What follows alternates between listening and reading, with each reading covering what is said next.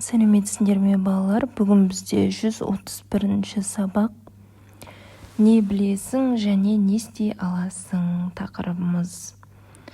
Бірінші тапсырмаға қарайық. Ұзындығы 5 см болатын кесінді сыз дейді. Яғни 5 см бізде 10 тор көз. 5 см кесінді сызамыз дәптерге. Және екінші тапсырмада есепте дейді. Есептейік.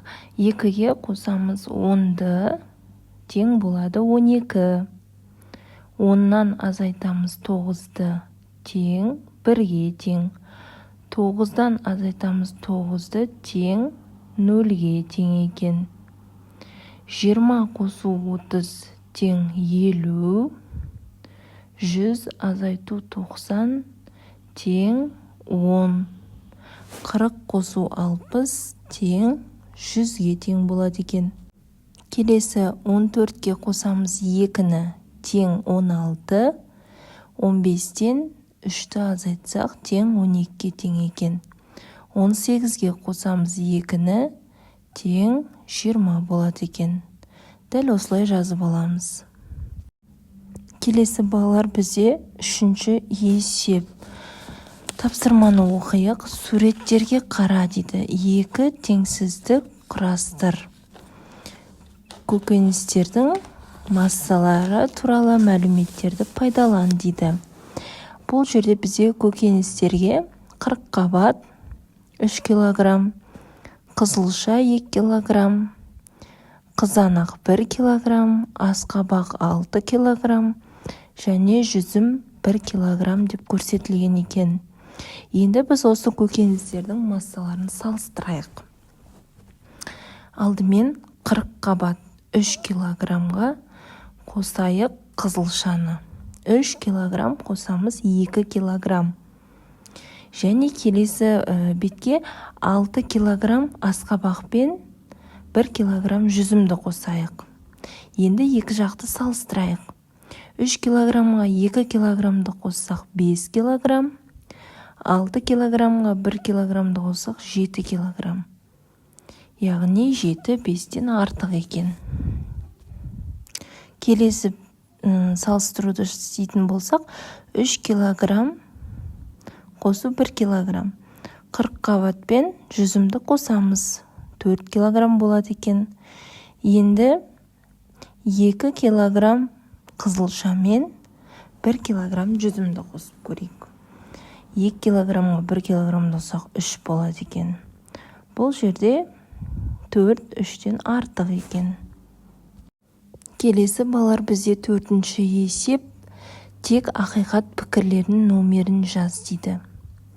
Бірінші, 3 бұрыштың 3 бұрышы бар дейді. Бұл балалар дұрыс, 3 бұрыштың бізде 3 бұрышы болады. Яғни бірінші тапсырма ол бізде ақиқат пікір болып есептеледі екен. Екінші, шаршының 3-тен артық бір бұрышы бар. Бұл жерде де ақиқат пікірге жатады екен балалар. Үшінші, шаршы бұл 4 бұрыш дейді. Бұл яғни дұрыс, яғни шаршы 4 бұрыш, оның 4 қабырғасы бар деген сөз. Бұл яғни ақиқат пікірге кіреді екен. Және соңғысы дөңгелектің 2 бұрышы бар дейді. Бұл балалар дұрыс емес, дөңгелекте бұрыш болмайды. Яғни бұл жалған екен. Келесі балалар бізде 5-ші есеп. Сұлба бойынша есеп құрастырып оны шығар дейді. Біз енді есеп құрастырып көрейік. Яғни шартын құрып алайық. Берілгені, яғни ересек адам 50 адам, балалар белгісіз, яғни 20 адамға кем деп жазамыз. Бұл жерде шешуін табатын болсақ, 50-ден 20-ны азайтамыз. Тең 30. Жауабы балалардың саны 30 екен, яғни 20-ға кем, бұл бізде 30-ға тең болады екен. осылай есептер құрастырып шығарсақ болады. Келесі балалар, бізде соңғы есеп, 6-шы есеп. Диаграммаға қара. Сырым фигураларды дұрыс санады ма дейді. Бұл жерде бізге жасыл тіктөртбұрыш бесеу деп көрсетілген, ал сырым тек 4 фигураны ғана көрсеткен екен. Яғни жасыл тіктөртбұрышты дұрыс көрсетпеген деп саналады балалар. Келесі, қызыл фигурада бізде 3 деген сан көрсетілген.